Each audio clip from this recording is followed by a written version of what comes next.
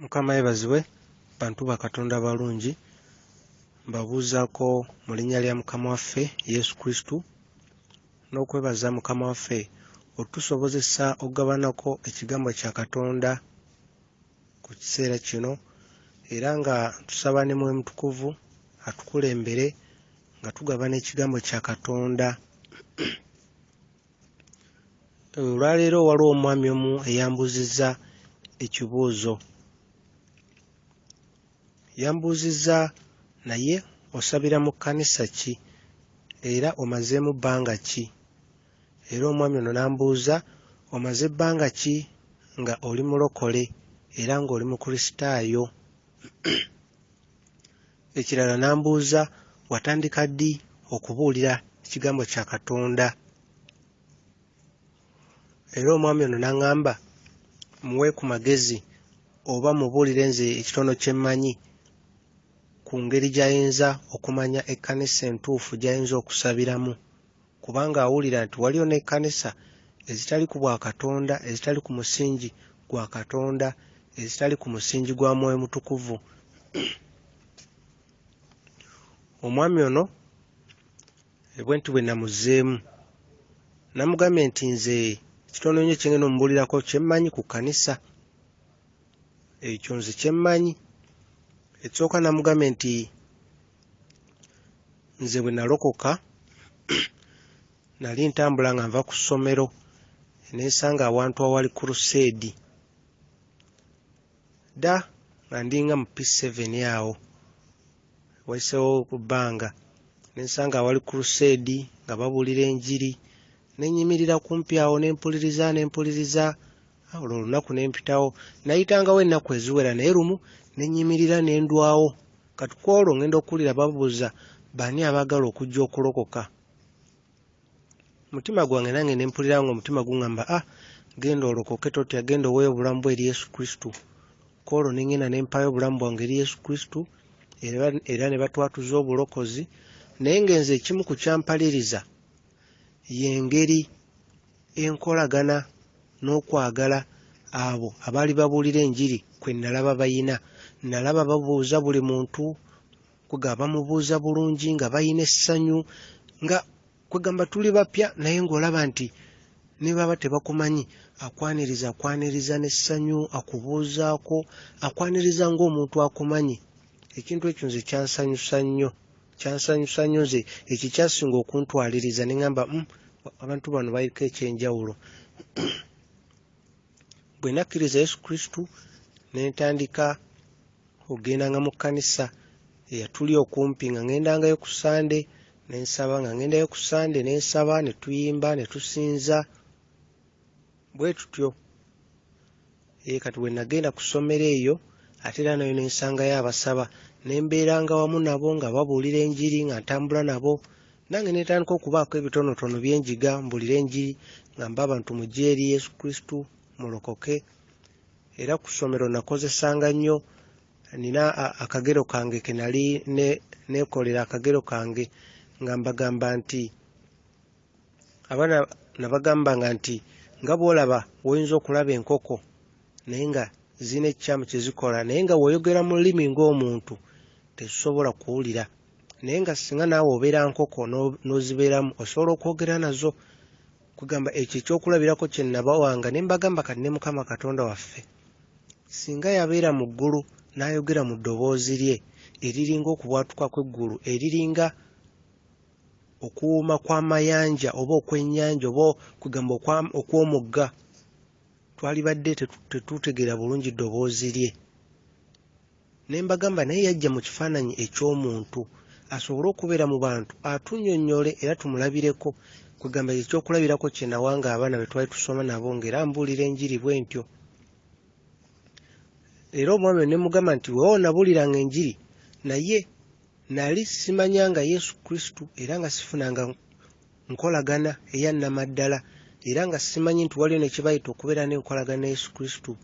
Era nembeera bwe ntyo nga ndi mulokole naye nga oluusi saafunanga budde bugenda busaba ku Sande, kuba ku Sande ate waalingawo gye nagendanga okukola ku mulimu nga muzadde wange olw'Essande takola nga mbagendayo okole waliwo engeri y'edduuka nga mbagendayo ku Sunday gwoba obeerayo ng'omuzadde tabeerayo kati nga ku Sunday sifuna budde bugenda busaba nendwawo nembeera nga ndi mulokole bwe ntyo siniya yange yonna ey'omukaaga yonna okutuuka okumaliza ey'omukaaga nga ndi mulokole ng'era ngenda nensinza nensaba ng'era abalala bonna naye nga simanyi nti waliwo ne kye bayita okubeera n'enkolagana Yesu Kristo awo wonna twasabanga naye nga n'ekigambo dimoni mpulira kyulire mmanyi okeejo ekiri ne sitaani nga mmanyi gy'ali naye nga sina kye mumanyiiko nga ne Katonda sina kye mumanyiiko naye nga nze ndi mmativu nti ddala ndi mulokole ng'era mu kulaba okwange sina na kirala ndowooza kye neetaaga nnyo okumanya kuba nagenda nga nensaba pulogulaamu za kyaki nga ngendayo we mba nfunye obudde oba kusabira bantu nga ngendayo nange ne bansabira naye kati nentuuka akaseera nga sifuna budde bugenda busaba nga emirimu ginkutte naye nga munda mu nze nalina Katonda nalinga mwagala ng'era n'ebintu bye neewala olwa Katonda eyali mu mutima gwange kati lumu omuntu omu n'ambuulira n'aŋŋamba bw'oba oyagala okufuna enkolagana ne Katonda beera ng'osaba mu mutima gwo ogambe Mukama nzigyamu by'otayagala onteekemu omwoyo gwo okwagala kwo n'obulamu bwo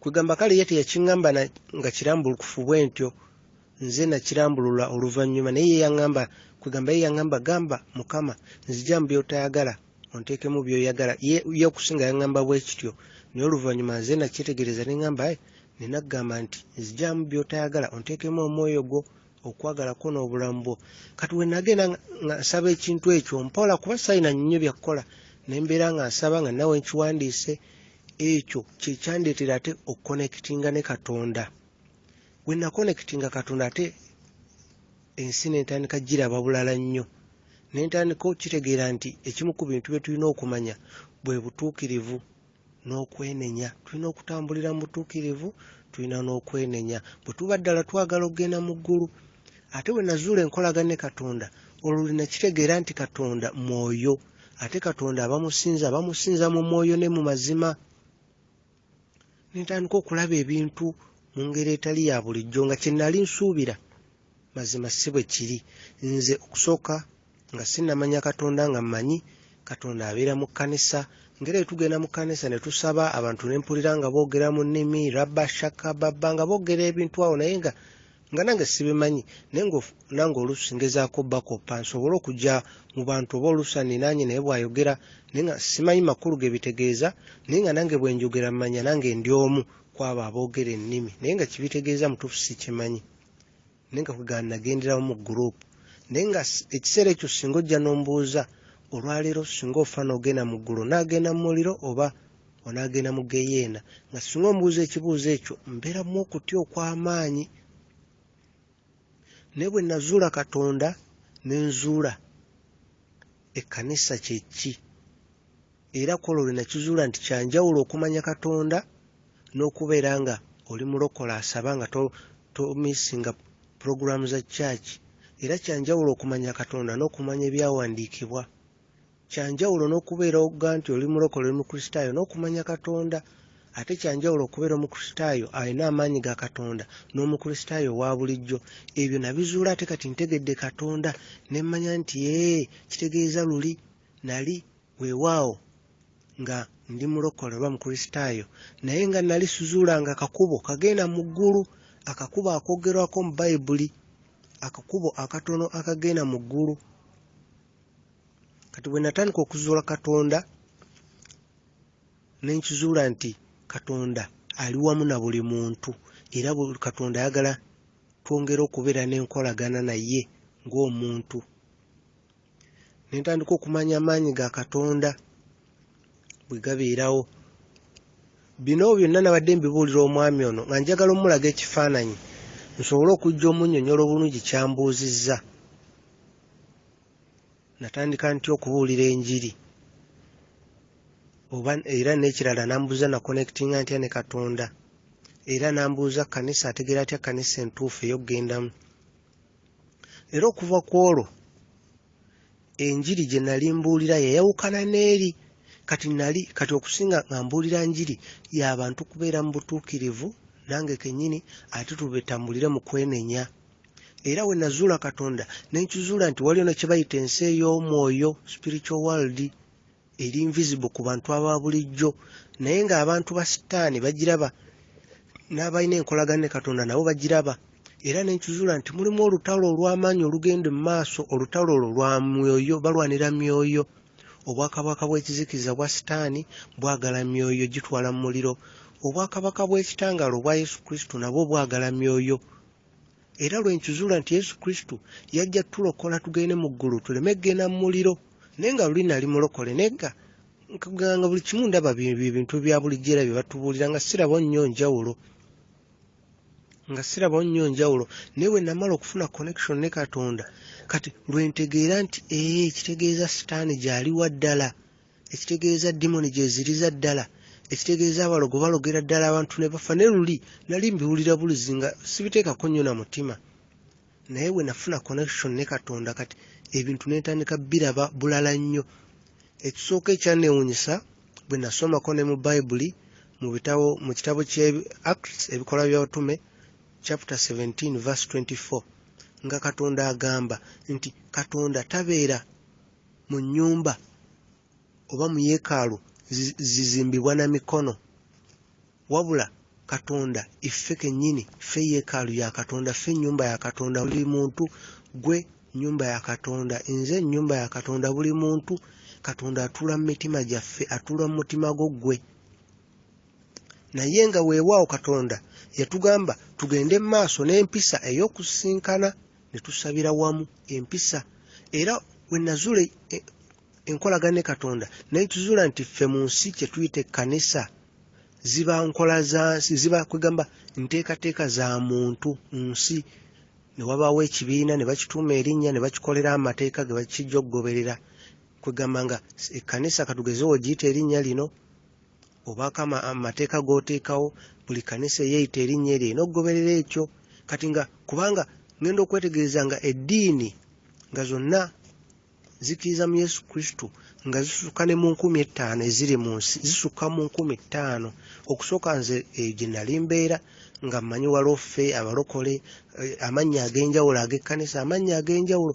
Ngenda okkizuula nga ne mu nsi endala ez'ebweru waliyo amannya mangi naye nga bonna balokole, nga bonna baga abalokole naye nga amannya ga njawulo, naye nga buli linnya eba kugamba nkola ng'era balina amateeka ge bagoberera.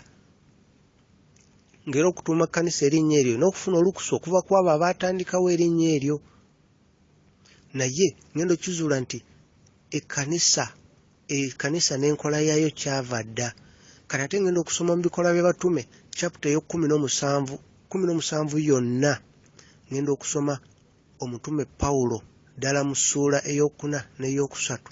Omutume Pawulo yali alina byawakana n'Abathessalonians nga bali mu yeekaalu oba sinagogu, ng'ababuulira ku Yesu Kristo, bo nga bamugamba ebyo biki by'oyogerako, kuba bo balina amateeka, nga balina eddiini oba kati kye tuyinza ekkanisa, nga bagezaako mulaga ebyo bazze bakuliddemu tebawulira ng'ate ku bino byayogerako. Ye Pawulo ng'ayogera ku Yesu Kristo alina amaanyi, awonya, so ng'eno mu ddiini bo tebaabibasomesa. Kati nga ne wano mu nsi ngenda okwetegereza nga ffe kye tuyita ekkanisa, ng'osobola okubeera mu kkanisa n'obeeramu, naye nga olw'okuwulira nga bagamba obutuukirivu, naye nga Bayibuli egamba atali butuukirivu teri ajja kulaba Katonda, okwenenya nga balwawo kukyogerako, naye ng'ate bye bisinga obukulu. Ate ngenda okwetegereza ne mu Bayibuli nga Mukama waffe Yesu Kristo waliwo wayogera ku kuwaayo. Mu Lukka waliwo wayogera ku kuwaayo, bwe yatuula n'alaba abawaayo, n'alaba abagagga nga bawaayo, n'alaba n'omukyala nnamwandu omwavu eyajja n'awaayo akatono k'alina. Naye ate Mukama waffe Yesu Kristo n'agamba oyo awaddeyo kyonna ky'alina n'obulamu bwe, akakatono k'alina, asinze bali abagagga abatoola ku kingi kye balina ne bawaayo mu kweraga. Kati ate ngenda okutunula mu kkanisa nze gye nali nsabira, nga mu butuufu ab'ebinusu baabagoba n'obbagoba tebakyabakkiriza, nga n'ebinusu n'ojja n'ekinusu otya okuwaayo. naye ng'ate mu Bayibuli Yesu Kristo agamba oli omukyala yawaayo akatono yasinga bali. Kati ngenda obitunuulira bwe nti ne ŋŋamba eno ekkanisa kati ate enkolagana gye nazuula connection ne Katonda nga wembeera munda mu kkanisa sigiwulira ne Mwoyo Mutukuvu nga connection eviirawo ddala. Kati mulinze ne mbeeranga n'olutalo munda mu nze nga ŋŋamba naye ate lwaki wembeera mu kkanisa eno connection ne Katonda sigiwulira. Ekintu ekyo ne kintabula. Kati ne mbeera ngenda mu maaso naye nga mu nkolagana yange ne Katonda ne nkizuula nti Yesu Kristo ayagala tumusinze essaawa 24 olunaku. Buli kiseera ayagala tube nga tumusinza, tusabe nga tetukoowa, nga tusabira mu mutima gwaffe. So ngenda okulaba mu kkanisa nga nsabanga lwa Sande era ng'ebyekkanisa mbijjukira Sande ate etuuse. Ekyo nekitunuulira nenkireka. Ngenda okizuula nga omuntu osobola okubeera omutuukirivu mu maaso ga Yesu Kristo naye si mu maaso g'ensi. Nga mu maaso ga Yesu Kristo osobola okubeera mu lutalo olw'okubeera omutuukirivu naye nga si mu maaso g'ensi. Era mu nkolagana yange ne Katonda ngenda okizuula nga Mukama waffe Yesu Kristo ali mu kukaaba amaziga olw'enkola y'ekkanisa, ng'ekifaananyi kye tulina ku kkanisa kirala nnyo ku kifaananyi Mukama waffe Yesu Kristo kyagala tumanye.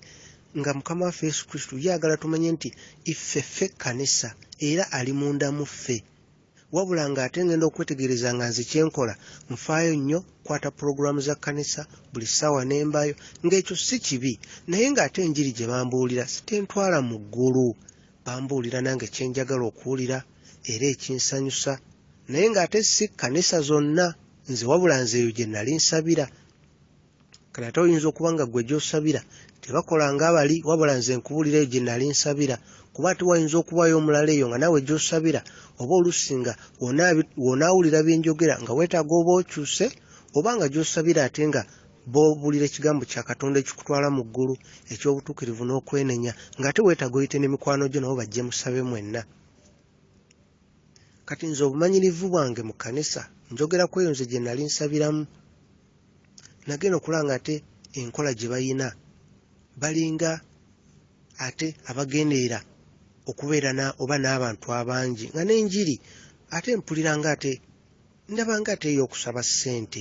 Kuba kati okugeza ng'ekigambo ng'okugamba nti Mukama katugeze omubuulizi n'agamba Mukama ndaga wano waliwo omuntu ayagala okuwaayo emitwalo 3, waliwo abantu 2 baagala okuwaayo emitwalo 10. Ogenda okulaba abantu bayimuka, kugamba ogenda okulaba abantu bazibanja ono awaddeyo. Kati bwe kyakolebwanga mu lunaku mutima gwange ne ŋŋamba naye ddala asinza okuwaayo yasinga okusembeera Katonda oba yasinga okumanya pasita kwega. Ekintu ekyo ne kintawaanya nga mulinga mu mutima gwange gundaga waliwo ekintu ekitali kituufu. Ate ngenda okwetegereza nga wembeera mu kkanisa nze connection yange ne Katonda nga tebaawo, wabula nga wembeera mu kkanisa nina essanyu ery'enjawulo lyenfuna okusinziira ku ndongo ze mpulira bakuba naye ate nga tuyimbirako nnyimba za Katonda. Kati ate ngenda okusoma ne mu Bikola by'Abatume chapter 17 verse 22 ne 25 naye ate ng'eyogera ku bintu ebifaanako weekiti ku nkola y'ekkanisa. Ngenda okutunula ekkanisa nga kuba eyo kkanisa ate we nagivaamu ne ngendako mu ndala ng'ekyantwala mu ndala bantu bangi, yo yalina abantu bangi ddala. Kati muli nga ŋŋamba eno engeri gye waliwo abantu abangi wateeka okuba wano waliwo ekyenjawulo nga waliwo nga yo wali ate abantu bangi ddala. Ne ŋŋamba wano engeri gye wali abantu abangi nga sina na wakutuula wateeka okuba ne wali amazima. Ne ŋŋendayo ne nsabirangayo naye ng'era nayo we natuukayo nga nze kyasinga nga okuneewuunyisa ng'enkolagana yange ne Katonda sigiwulira wembeerawo. Ne ŋŋamba nga wembeera wenfuluma ekkanisa nze Katonda mmanya kati waali, kuba mmanya nti andi kumpi wano, mmanya kuba n'engeri gye ndabamu eyawukana, kuba ntandika okulaba obutego bw'omulabe mba mbulaba. Kati ate be nanyumizanga olunaku lumu nawo obujulizi mu kkanisa ne ŋŋamba neebaza Katonda olw'okunsobozesa omumanya, kuba kati ebintu bingi ebibadde bikwekeddwa luli mu maaso gange kati nsobola obbiraba nendaba nti kati dimoni eyesala amagezi gano kati yeekwese mu kino ekintu, kati ejjidde mu kino weekiti, kati ejjidde mu kino. era we nawo obujulizi bwe butyo. Ebibuuzo byali awo bingi nnyo. Demoni ogiraba otya? Efaanana etya? Kikyotegeeza olina enkolagana ne Katonda? Ebibuuzo byali bingi nga tebyakuwakanya, tebampa na budde kubiddamu, tebampa na budde kunnyonnyola. Era we nagendangawo nga naye kennyini mpulira nswala kuganga abantu baba bansongamu, oyo yayogera bw'atyo, kuganga balabira ddala oyogedde ebyawukana ku nkola y'ekkanisa, kubanga obujulizi bwe baali basinga okumanya bwe bujulizi obw'okugamba nti nze Katonda neebaza Katonda yampa kino, neebaza Katonda yampadde oba omulimu, ebintu bwe bityo. Naye nga nze bye nali mbabuulira oba oliawo simanyi baba balowooza bye njogera sibitegeera, naye nga nze nali mbagamba nti nina enkolagana ne Katonda, nze mpulira ntegeera nti waali wano, ntegeera kati aŋŋamba kino. Naye ekintu ekyo kyaleetera ddala akavuyo awo we nnali, era ne mpalirizibwa okuva mu kyaki eyo nga kye ssaagala y'enkolagana eyo nze gye nnina eveewo, kuba mu nkolagana eyo ate nabuuliranga ebigambo ebimu abantu ne beewuunya ne baŋŋamba ebintu ebijjawa, nga mbabuulira ku dimoni, nga mbabuulira kati awo dimoni weeri yiiyo, nga bali bagamba kirabika ngudde eddalu, nga mbagamba yiiyo weeri, ng'era ebagigoba mu linnya ly'Yesu mbaga kati egenze. Naye ng'abamu balowooza kirabika ndi mulalu. Naye nga we nabeeranga mu kanisa amazima nga Katonda simuwulira, naye nga mu kanisa nfaayo nange nsaba ne tusinza naki, kwegamba n'ennimi ne bazoogera, okusinza endongo neevuga, amazina ne tubuukabuuka, naye nga Katonda simuwulira. We nfuluma bweru wa kyaki ate ntandika kuwulira bulala nnyo, nze mpulira ate enkolagana ne Katonda ngezzeewo. Ekyo ekyabaawo banaye mbabule nalekeraawo okugenda ku kkanisa.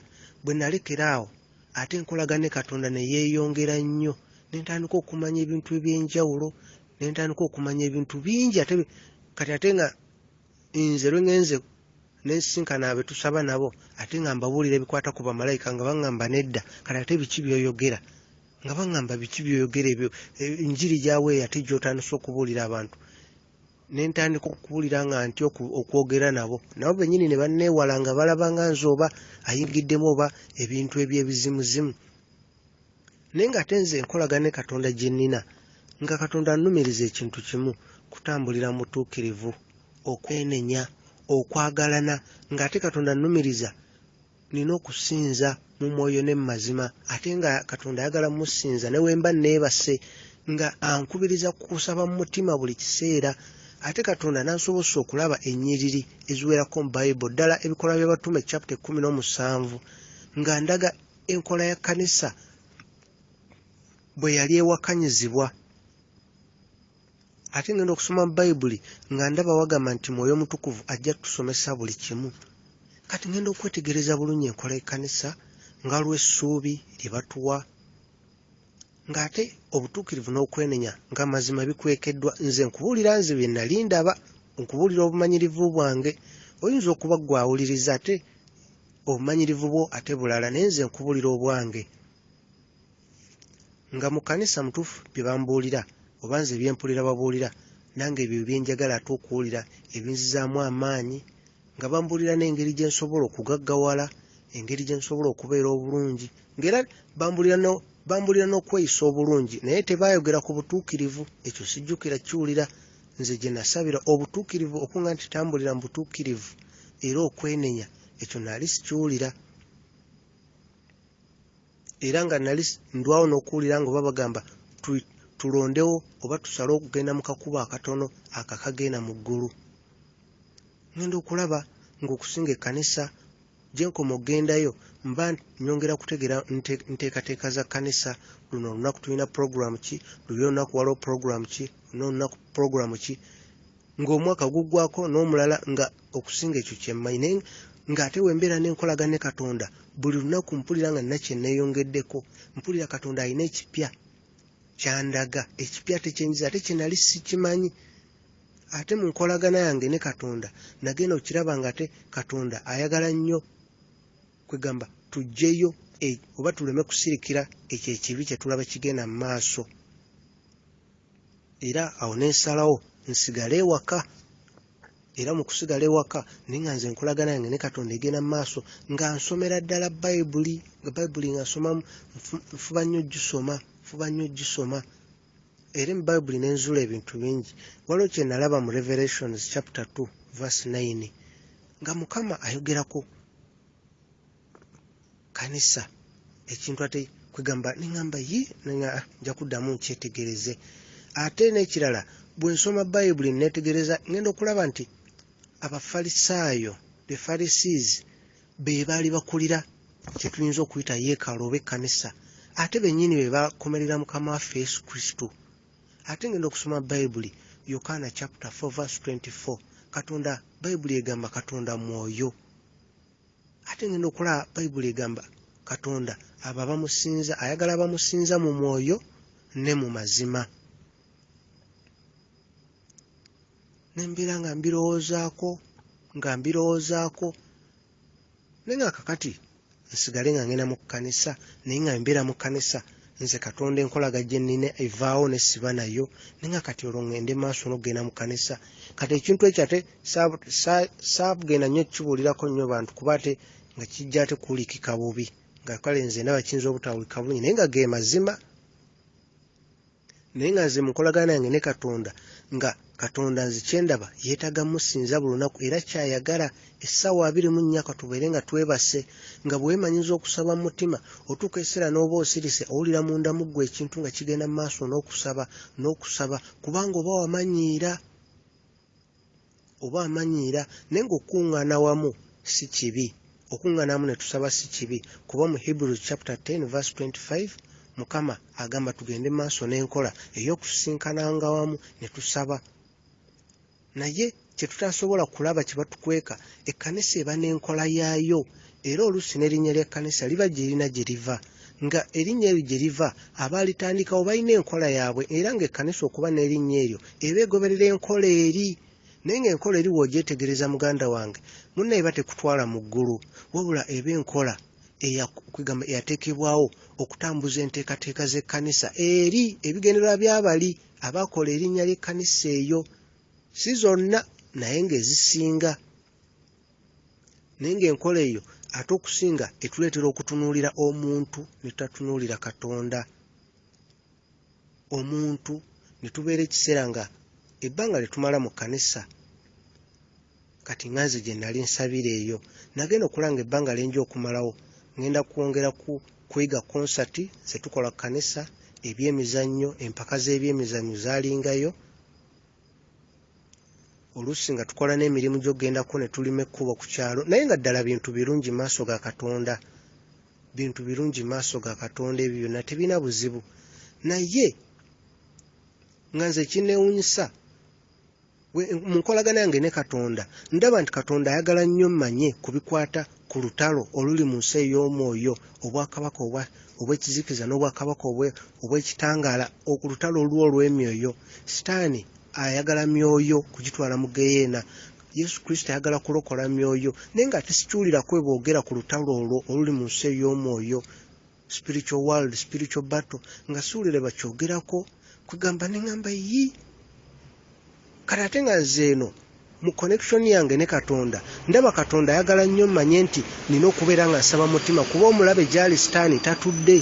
Abalogo baloga abantu ne bafa, abalogo basindika endwadde ne zitta abantu emyoyo sitaani n'agitwala, abalogo bakola obubenje ku nguudo buli kiseera abantu ne bafa nga tebanneenenya emyoyo sitaani n'agitwala. Nga nze mu nkolagana yange ne Katonda byandagira nsabe nnyo kwegamba nyongere okulwana olutalo olw'omwoyo sitaani akomye ebintu webityo mu kitundu kyembeeramu mu nsi gyembeeramu. Naye nga ate ku kkanisa mazima tebayogeranga ku bintu webityo nga sibiwuliranga nako. Naye nga nze mu nkolagana yange ne Katonda ndaba Katonda andaga nina okunoonyere nina kwegamba okwongera okubeera omuntu ow'omwoyo kuba olutalo luli mu mwoyo teluli mwene ensi gye tulabako n'amaaso gaffe.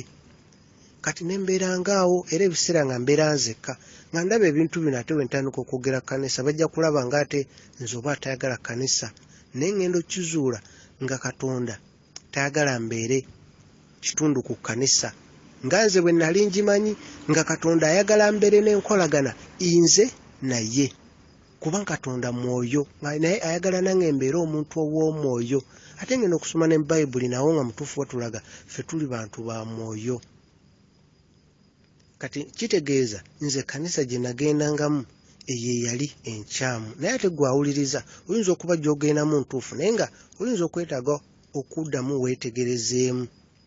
weetegerezeemu kubanga eri ku kanisa nafubanga nnyo okweyisa obulungi ddala mu maaso g'abo bakimanyi nti ndi mulokole naye nga mu mutima ate nali kirala naye nga wonsanga ku kanisa ne maaso nali neeyisa mu ngeri yennyini entuufu naye nga mu mutima amazima matuufu ate ekyo kyenali si kyenali kyebaali balaba ate si kyenali naye ngenda okulaba eno mu nkolagana ne katonda nga buli kiseera owulira ng'oli naye kobe nga weebase ate gye nakoma okubeera n'enkolagana ne katonda ekintu kye bayita okutya kyanzigweramu ddala ne kinvaamu we nali mu kanisa nga ntya n'okwogera ekigambo dimoni nga bwe mpulira ekigambo oba Illuminati nga ntya okukyogera ngamba kati we naaboogerako ne bakola kino na kino na kino na kino naye ate we mbeera mu connection ne katonda ngenda okulaba nga bali mu bwakabaka bwa kizikiza ngenda okulaba ate nze ndi mu bwakabaka bwa kitangaala nga balabe ba bwakabaka buno balabe bwaffe mu nsi ey'omwoyo nga nina okwanika njogera ebibakola nsobole okulabula ddala omugigi gw'abaana abato mbabuulire engeri gye bayinza obyewala kubanga ng'omulabe atulimbalimba ffeno mu kkanisa ne tubuukabuuka endongo neevuga okusinza biki abantu ne bambala engoye ne banyuma wiiki eno ne wiiki eri ne tusimba layini ne tusaba naye ng'amazima gaddala bambi abantu mu birooto sitaani abalumba mu birooto n'akola ebintu ebitali bituufu natta abantu natta abaana obufumbo ne bufa naye ngenze no connection ne katonda ndaga olutalo oluli mu mwoyo teluli mu kkanisa kye tusuubira okukeerayo naki nga mu kanisa si kibi naye nga kanisa tebatulaga connection na katonda nga n'enjiri gyembuulira abantu baŋŋamba naye osabira mu kanisa ki nga tetunnawulira njiri bwetyo naye nga nze njifuna ku connection yange ne katonda nga sina na kanisa gye nsabiramu ate nga nze no mu kanisa ngenda okulaba abagagga batuula mu maaso babamanyi n'abajjira mu mmotoka ennungi babamanyi ne asha atuuza abantu amanyi abagagga waayinza obbatuuza amulengera n'amanya kati yamutegekedde entebe mu maaso njogera nze gye nali nsabira biyinza okuba tebiri egwe gy'osabira naye nga ate nze no mu connection yange ne katonda ndaga ffenna tuli kyekimu mu maaso ge era katonda ye tayawulayawula mu bantu nze no mu connection ne katonda nga katonda nze ate andaga birala nga nze no katonda andaga omuntu osobola okuba mu mwoyo ow'amaanyi ng'ate mu nsi bakulaba ofaanana bulala naye nga mu mwoyo mu maaso ga katonda oli kirimaanyi mu nsi ey'omwoyo osobola okugoba emizimu osobola okugamba osobola n'okusazaamu akabenje akaalibaddewo ku luguudo mu linnya lya Yesu Kristo kubanga eddoboozi lyo n'omulabe sitaani aba aliwulira olw'enkolaganayo ne katonda olw'okubeerawo kwa katonda okuli munda mu ggwe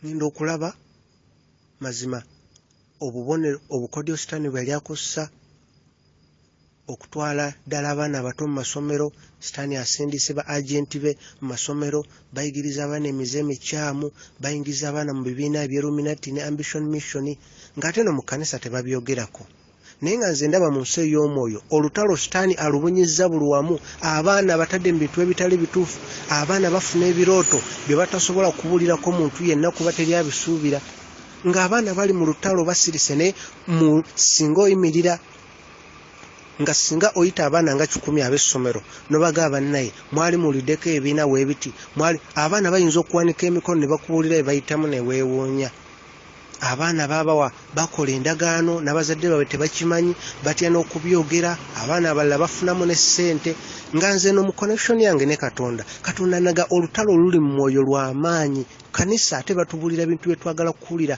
naye omulaba ali bize abba emyoyo agitta agitwala mu geyeena kati ng'ate nze mu connection yange ne katonda ndaga naffe eno mbwakabaka ow'ekitangala Yesu Kristo ayagala myoyo yajja kulokola myoyo ffe tulina kubeera abawanguzi ba myoyo kati netunuulira ebintu ebyo ne ŋŋamba naye kintu kino ngenda kitandikirawa kuba kino si kyekintu kye nali nnyinza n'okugenda ne ntandika okunnyonnyola pasita wange naki kubanga engeri nga gye nfaanana ne gye nenkana nga si kyekintu ekyangu kubanga ng'era ayinza okubuuza era nsubira ayinza okumbuuza kati nze maze ebbanga kimbulokolena n'okumutuukako kwokka nga si kyangu naye ngenda okwetegereza mu Bayibuli ngenda okulaba Zaabuli chapter 12 verse 2 era eyogera ku kintu ky'ekkanisa nga si kyawukana n'okumanya Katonda. Ngenda okulaba mu Ngero chapter 26 verse 26 kati ate ngenda okulaba ino mu connection ne Katonda nga n'abaana abato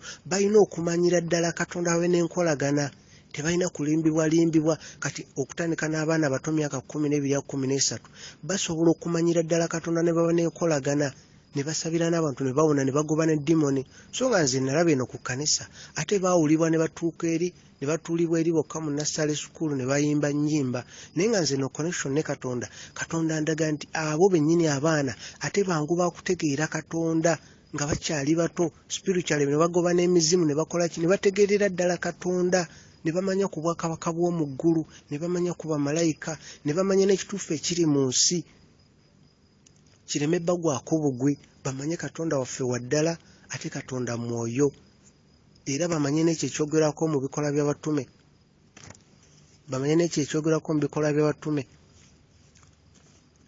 mu bikola by'abatume chapter 17 verse 24 awagamba nti Katonda waffe ennyumba ye si eyo ezimbibwa emikono egy'abantu, kitegeeza ekizimbe awo Katonda si waali.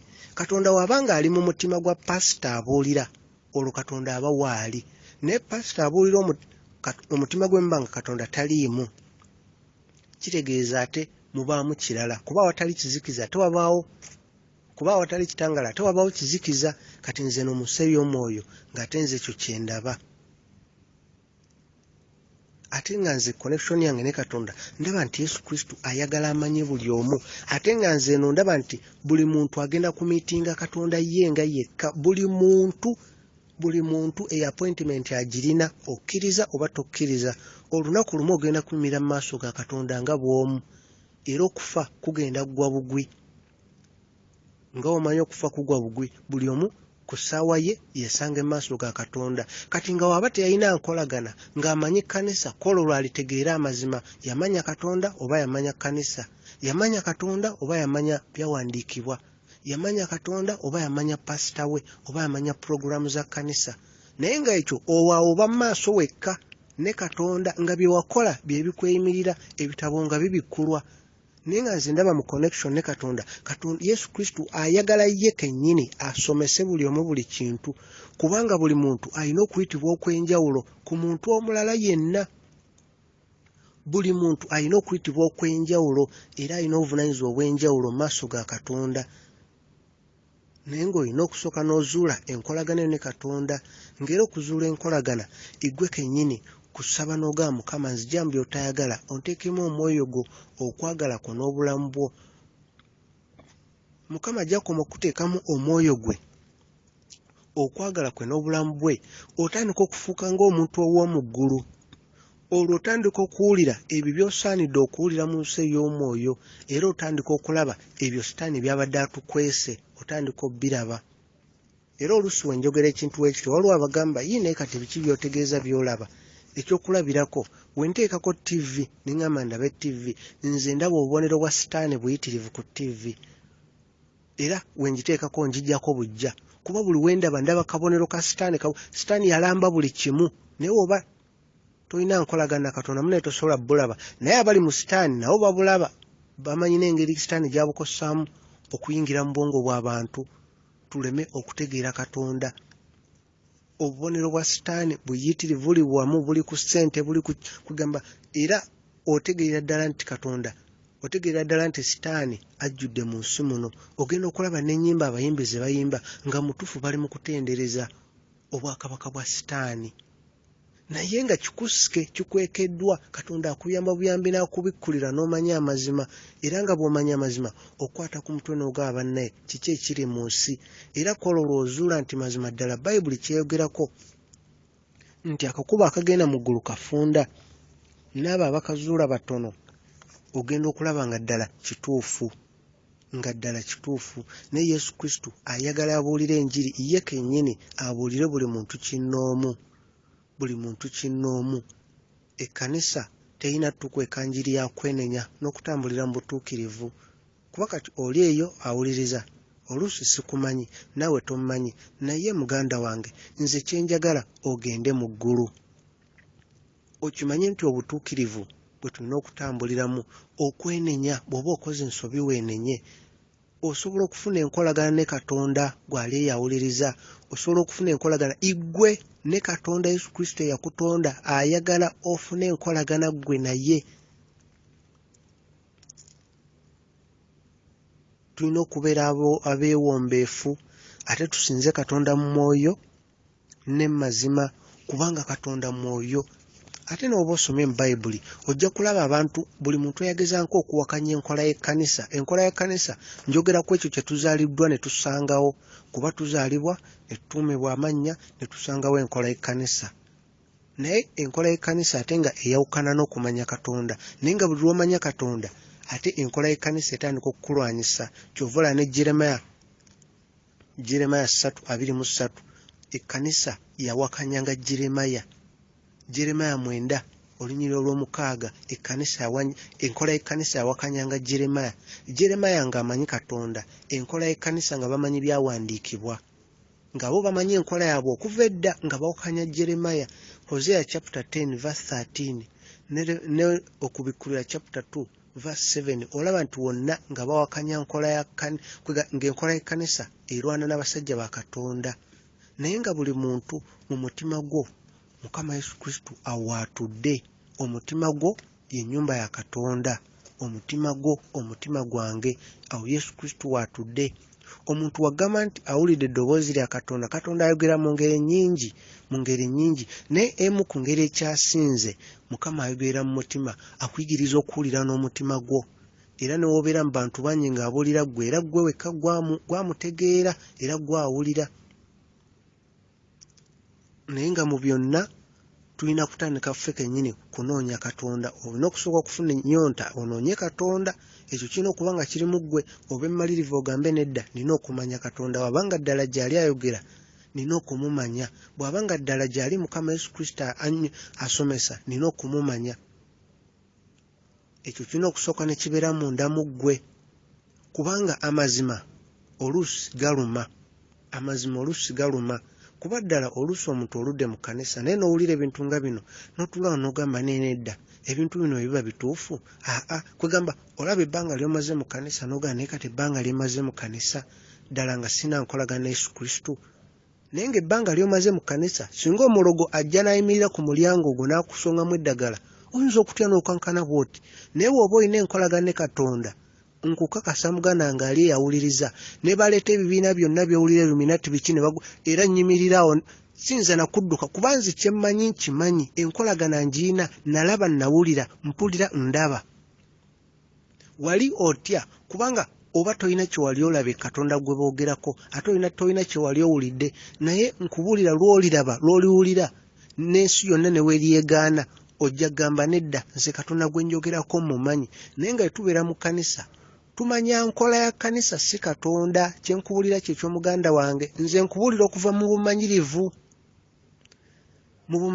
Nkubuulira kintu kya bumanyirivu. Enjiri gye nkubuulira, ne nkubuulira ku dimoni, ne nkubuulira ku bamalayika, nkijje mu nkolagana na Katonda.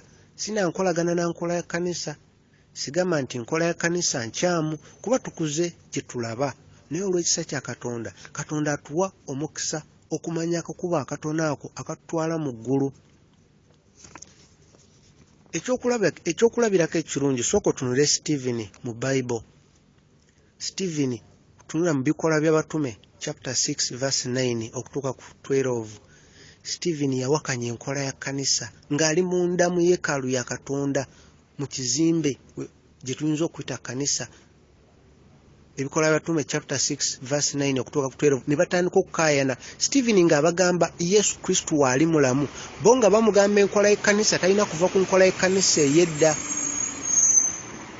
Era mu Bikola by'Abatume chapter 6:15 Katonda n'abalaga n'akabonero, Katonda n'abalaga feesi ya Stephen ng'eyakaayakana ng'eya malayika, era abantu ne batakkiriza kuba baali bamanyira enkola y'ekkanisa.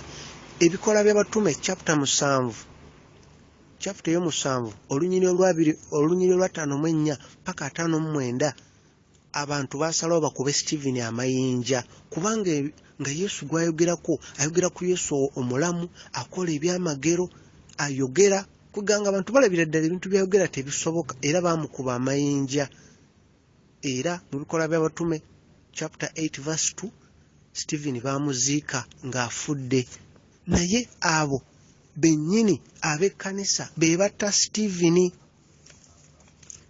Ekyo nkikubulira otegeere ggwe ana woba olina okuyaaya n'okumanya Katonda okusomozebwa kugenda okufuna kuba bw'ona amanya Katonda ogenda kumanya ebigenda mu maaso ebikolebwa ebyo Sitaani byakwesa ensi Mukama agenda kubikkula amaaso obirabe olabe obubenje abantu bye bakola ne basaddaaka obirabe kwegamba obibuulire ekkanisa ate bakuwakanye bakube n'amayinja bagambe biki byogerako kubanga ekkanisa erina amateeka geegoberera naye ng'ago amateeka si gakutwala abantu mu ggulu wabula oluusi gakola nteekateeka za kkanisa oluusi kuzimba kkanisa ebeera n'amatabi bangi oluusi kusolooza ssente oluusi erinnya ly'ekkanisa eritutumuke okuva ebweru gye lyatandikira naye nga Katonda tebamumanyi.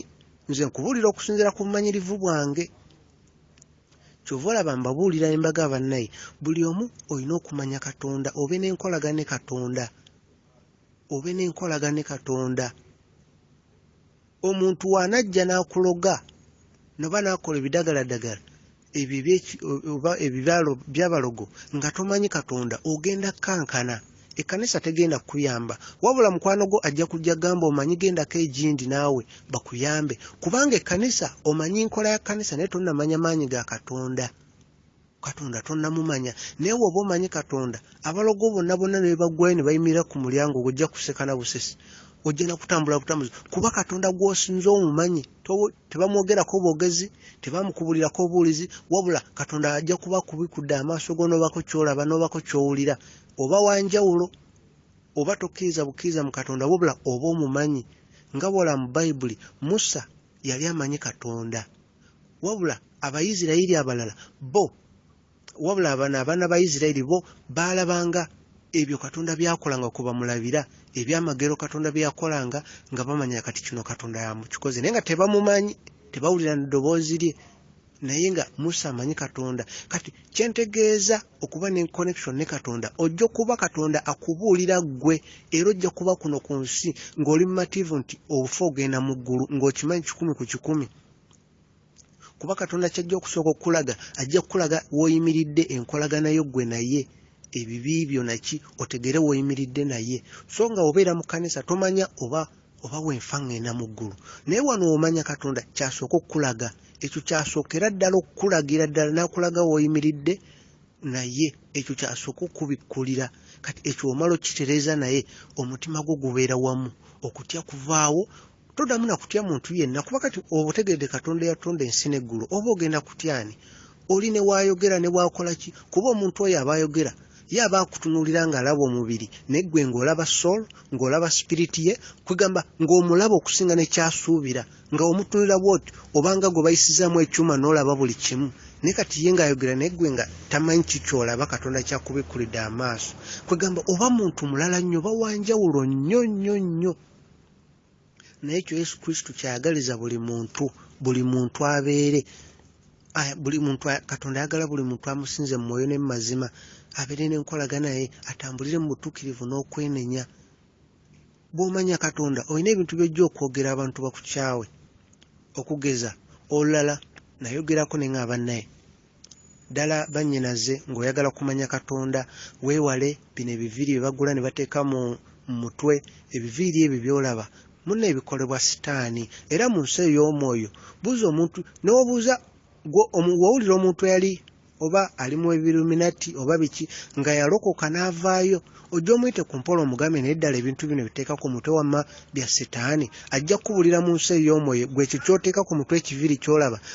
akubulire mu nsi y'omwoyo ekintu ekyo kitegeeza ki kifaananyi kirala nnyo era kikola omulimu mulala nnyo era n'ensibuko yaakyo tubiraba mu maduuka naye nga Sitaani yabiweereza ku nsi yeeba connection yo ne Sitaani ekyo kyotaddeko era obanga onoonya Katonda mwannyinaze gwali eyo ng'oyagala kunoonya Katonda kumumanya ng'era oyagala genda mu ggulu kikole ng'okugezesa byonna ebyo weeteekako biki buli kintu kyonna kye weeteekako ng'olina ekigendererwa ekitali kituufu kijjeeko omale omwezi gumu ng'osinza Katonda mu mwoyo ne mu mazima olabe enjawulo olaba oba onaaba owulira kyekimu oba era onaaba olaba kyekimu kuba Katonda w'omumanya muneeti si kintu kwegamba kyanjawulo nnyo ate si kizibu Katonda ayogera naffe ng'ayogera n'abaana be ffe tulowooza nti bizibu gwe kigezeeko olabe sitaani ataddewo ebintu bingi nnyo wano ku nsi ebiremesa abantu okumanya Katonda ebyawula abantu ku butuukirivu n'okwenenya ate ne w'obyogera mune abantu bangi tebakkiriza naye alina omukisa oyo alina amatu nakkiriza alina omukisa kubanga eggulu lya ddala ennyanja ey'omuliro ya ddala agenda mu nnyanja ey'omuliro tavaayo ate akakisa tukafuna tuli wano ku nsi ate bw'okkiriza mune tolina kyofiirwa bw'okkiriza bino bye njogera n'obeera ng'osaba mu mutima gwo Mukama nzija mu by'otaagala onteekemu omwoyo gwo okwagala kwo n'obulamu bwo n'otambulira mutuukirivu n'okwenenya muganda wange tolina ky'ogenda kufiirwa bw'onaaba ozudde Katonda ojja kuba n'essanyu era ojja kusanyuka nnyo ogambe bulijjo lwaki saamanya ekintu bwe kiti kubanga ekintu ekiti bw'essanyu ogenda kuba olifunye erya namaddala tojja kuddamu ebyowulira abantu kubonaabona biki ensi ogenda kuba ogiraba bulala nnyo kuba awava obuzibu sitaani wabadde asimba ekikoligo ojja kuba olabawo n'okisabira ne kigenda ng'okiraba naye oba tolaba buzibu bwe buva ojja kuba oteebereza kino n'oteebereza mu kiri n'osabira kino naye ojja kuba ensi ogiraba obulala n'ekintu ekiyitibwa okwagala ojja kuba omanya nti okwagala kyamaanyi nnyo n'okusinga bwe twali tukimanyi okwagala ye Katonda okwagala kubeera mu ggwe oba oli mu Katonda okwagala kwe kuvaamu ekitangaala kye kivaamu obulamu ekitangaala kye kyavaamu buli kintu kyonna ekyatondebwa ku nsi ogenda kuba olaba ebintu mu ngeri ndala nnyo ojja kuba olaba ebintu mu ngeri ndala nnyo tujjukire Jeremaya olw'okuba yayogera ng'agezaako okwawulira abantu ku nkola y'ekkanisa ne Katonda abantu baamukyawa era baamusiba ne mu kkomera ne famire ye yennyini yamwegaana Jeremaya oyinza okugamba ebyo mbiwulidde naye ate nze pasita wange oba omubuulizi wange sirowooza nti mukyamu muganda wange ampuliriza sigamba nti omubuulizi wo mukyamu naye nze nkubuulira obumanyirivu nze kye nayitamu kati nga ggwe kyetaaga weetegereze eyo w'oba nga gy'oli nga si bwe kiri twala n'abalala basabe naye w'oba nga gy'oli ate wafaananako nange gye nasabiranga ate oyinza okwetaaga okuddamu weetegereze oba okyusa ofune ekkanisa endala ate ekyamazima kye mmanyi buli muntu Katonda akulaga amazima mu mutima gwo akulaga ekituufu era obeera nga buli mu kkanisa naye ng'olaba nti ekigendererwa kyabwe kyakufuna ssente na kubeera n'abantu bangi Mukama ajja kikulaga Katonda ajja kikulaga mu mutima gwo era w'oligenda n'obusinkana Mukama ojja kuba tolinayo kyeweekwasa Katonda ajja kuba yakulaga dda mu mutima gwo nti gwe tolaba enkola eno n'okusaba ssente ne bayita abalina emitwalo 10 mudduke mujje wano abalina emitwalo 2 Katonda ajja kuba yakulaga dda mu mutima nti bano bali ku ssente wabula si kubulira njiri ekutwala mu ggulu era Katonda ajja kuba yakulaga dda nti ezo ssente z'owaayo okumukumu ogenda ziwaayo naye nga oddeewako ebirooto by'ofuna birala nnyo omulaba gira mu birooto oloota ebintu birala ogugumuka okola ki ate ekkanisa tebigobye ate biva wa sitaani ate ekkanisa be bakiikirira kwega be balinga abakiikirira Katonda kati gwe ekyo tokiraba kubanga oba ogenda kkanisa nga ewa Katonda ate sitaani talina ate kwonoona bufumbo kwegamba sitaani ate aba talina kuleeta bubenje oba olina okumanya obuzibu bwe buva n'engeri gy'oyinza obwewalamu kuba ye sitaani ali eri aseka kuba kimanyi bangi tutunuulidde eddiini kanisa naye ffe kennyini tetulina nkolagana na Katonda Katonda tayawulayawula mu bantu Katonda ayagala alage buli omu ekituufu ekigenda mu maaso kwagala kwa Katonda okuva ku mutima gwe okubeera n'enkolagana na buli muntu ali ku nsi buli muntu kuba buli muntu alina okuyitibwa okw'enjawulo buli muntu alimu okuyitibwa okw'enjawulo buli muntu lwakuba amazima oluusi amazima tegawulikika bulungi Yokaana Omubatiza baamusalako omutwe lwa kwogera mazima lwa kwogera mazima. Tujjukire bennyini ab'ekkanisa be baakomera Yesu Kristo. Abakomera Yesu Kristo tebaali bantu baawukana mbu oba tebamanyi Katonda, nedda be baali abakulembeze mu kkanisa. Be baali wabula baalabanga ate ye byayogera byawukana ku kiri kye babadde bamanyi. Kuba naye yali mu yeekaalu ne bamwasome bwe yabagana nti kyasome kituukiridde olunaku olwo, ate baayagala ate bagende bamusuule ne ku luwonka gw'eri wansi nga bala ebintu byayogera byanjawulo, ate nga bali na Katonda naye tebasobola mutegeera, naye nga bo bali ku nkola ya kkanisa ku bikwate. Tulina okwegendereza enkola ya kkanisa, kubanga ekigendererwa kya Katonda si bwe kyali ekkanisa ebe n'enkola eyo, wabula omulabe Sitaani ye yajja otubuzaabuza n'ayingira mu kkanisa. Kati si musango gwa musumba, si musango gwani, wabula ffenna twazaalibwa ne twesanga nga tuli mu mbeera eyo, naye nga tulina kuzuula, tulina ffe kennyini kunoonya Katonda. Omuntu ng'onaanoonya Katonda, akabonero akasookera ddala, sooka onoonye Katonda. Matayo, Mukama kyatugamba, Matayo 6:33, sooka onoonye obwakabaka bwa Katonda, kyosookera ddala. Ekyo onaaba nga kiri ku mmeeme eyo ngo kiva ku mutima gwo, buli anoonya Katonda ajja kuzuula, era wonaakonkona Katonda ajja kukugulira oluggi. Naye ng'okikola n'obwenkanya, nga tokikola kuwakanya, tokikola kugamba tolina mutima mulala gwonna mukyamu, naye ng'okikola iggwe omanye Katonda. Iggwe omanye Katonda, kisoboka osobola okumanya Katonda. Kubanga ate ekirungi n'oba owakanye munnaye ogenda kulaba Katonda, era ojja mulaba, olunaku lujja kutuuka weesange ng'oli mu maaso ge, era kwolwo olitegeera. Naye jjukira akakisa kajja kuba kaweddewo, kuba akakisa tukafuna tuli wano ku nsi. Akakisa tukafuna tuli wano ku nsi. Tulina okuweereza Yesu Kristo ne tumusinza mu mwoyo ne mu mazima buli lunaku, si lwa Sande lwokka, si lunaku lwa kyaki lwokka, buli lunaku, essaawa yonna.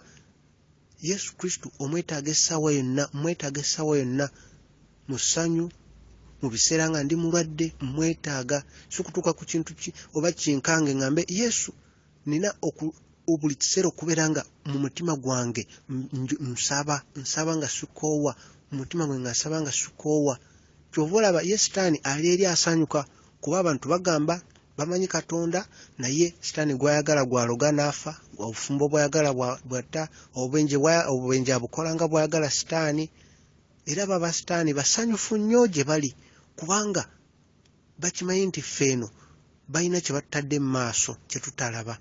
Naye amazima Katonda waali mulamu wa ddala, amazima ku nsi kwegali. Amazima ku nsi kwegali. Tujjukire Bayibuli kyogerako mu Matayo 7:13 ne 14.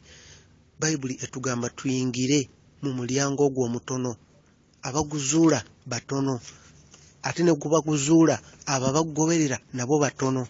Ekintu ekyo tukijjukire. Ate n'ekirala kye tulina okujjukira, Sodomu ne Gomora singa baafuna akakisa akeenenya baalyenenyezza. Ffe Mukama atuwadde akakisa twenenye. Tewali kye tugenda kwekwasa. Leero oyinza okuwulira ng'oli mu bantu bangi, n'oyogera kino n'oyogera kiri, oluusi n'obaako ne b'ojemesa. Naye muganda wange, ojja kuyimira mu maaso ga Katonda. Ojja kuyimira mu maaso gwa Katonda. Nze nkubuulidde, n'abalala bajja kukubuulira. Ojja kuyimira mu maaso ga Katonda. Ate bw'oba nga tolina Yesu Kristo, munnaye omulabe mu nsi ey'omwoyo ali mu kuleeta ebyokulwanyisa bingi. Bw'oba tolina Yesu Kristo, kwegamba n'oba katugeze oli mugagga nnyo naye nga tolina Yesu Kristo, omuntu akola nga ate omukozi w'oku geeti asobola okujja mu birooto n'akkuba n'ekibooko n'akkuba n'empi, kubanga ye ate aba alaba nti ggwe weewaawo olina ssente, naye mu mwoyo alaba nga ate olina ky'obulako, tolina bukuumi mu mwoyo. Naye nga Yesu Kristo bwe bukuumi bwaffe mu mwoyo, mwoyo mutukuvu bwe bukuumi bwaffe. Tujjukire mu Luke 13:24, Mukama atugamba tukole kyonna kye tusobola tuyingire ku mulyango omutono, kubanga bangi bajja gezaako okuyingira naye tebajja kusobola. Ekyo Yesu Kristo yakitugamba era n'akiddamu Matayo chapter 7 verse 14. Sigambye nti church zonna mbi. Waliwo church ezibulira ekigambo kya Katonda ekiramu, naye ojuzudde otya? Kankubulire ne bino wayinza okubaawo gwe biyamba eyo ng'oyagala kumanya Katonda oba ng'oyagala kumanya ddala ly'oliko mu Katonda. Nakyogerako oluvannyuma. Ekisookera ddala noonya Katonda. Matayo chapter 6 verse 33. Olina kusooka kunoonya Katonda kuba Katonda agamba oyo yenna anaamunoonya ajja muzuula. Bw'oba nga tofunanga wadde ekirowoozo ekinoonya Katonda ng'ogenda bugenzi ku kkanisa, Katonda ye agamba anaamunoonya ajja muzuula. Kati osooka kufuna kuyaayaana kumumanya n'ogaana edda waba gy'ali nina omunoonya ntandise ntya. Ekyo ne kiba kiri ku mutima gwo. Ekyokubiri, otandika okweyawula ku bintu by'ensi eno kuba otandika okugenda ng'okizuula nti ebintu by'ensi bitutwala mu kkubo ddala, amasanyu g'ensi. Bw'ova ku ekyo obulamu bwo butandika okukyuka. By'oli okola nga tobikola obulamu bwo bukyukira ddala kuba ebyo ebirungi by'otandise okukola bitandika okuleeta ebibala bye bikyusa obulamu bwo. Bw'ova ku ekyo otandika okulaba n'okuwulira amaanyi ga Katonda. Kati bw'oba tonnafuna kisookera ddala kunoonya Katonda na kweyawula mu nsi naye nga toyagala kulaba na kuwulira amaanyi ga Katonda, nedda mukwano, bijjira mu mitendera. Bw'omala okulaba amaanyi ga Katonda ojja kulaba omukono gwa Katonda mu buli kimu ky'okola. Kati ate obanga amadaala agasooka gonna tonnaba gagendako naye gwe oyagala okulaba mukono gwa Katonda, ogwo nagwo osobola obutagulaba. Ekyomukaaga ojja kuba osobola okukola deliverance mu bantu abalala naawe kennyini. Kati kitegeeza bw'obanga essaawa zino olaba omuntu akola deliverance ate n'oyagala obuuke otandikire ku ekyo ng'amadaala gonna agasooka tugayiseeko, kigenda kukubeerera kizibu kuba buli ddaala eringa ngule nga bw'ogiwangula ate ekutwala ku musomo oguddako. Ng'ebintu bino byonna bya bumanyirivu, si byagamba oba nga bw'onaafuna certificate n'owa nfunye certificate esooka neddako, nedda, bya bumanyirivu. Enkyukakyuka ebeera mu ggwe, igwe ne Katonda. Ate nga waliyo n'eddaala ery'omusanvu ery'okutukuzibwa, ng'olwo omaze olwo ali ku ddaala eryo ekya deliverance oba okiyiseeko ng'omanyi okukola deliverance, omanyi n'ekigenda mu maaso mu deliverance, naye atakimanyi bw'alaba ekigenda mu maaso ate ky'atamanyi akituuma erinnya, ate ky'amanyi ate n'agezaako kyonoona.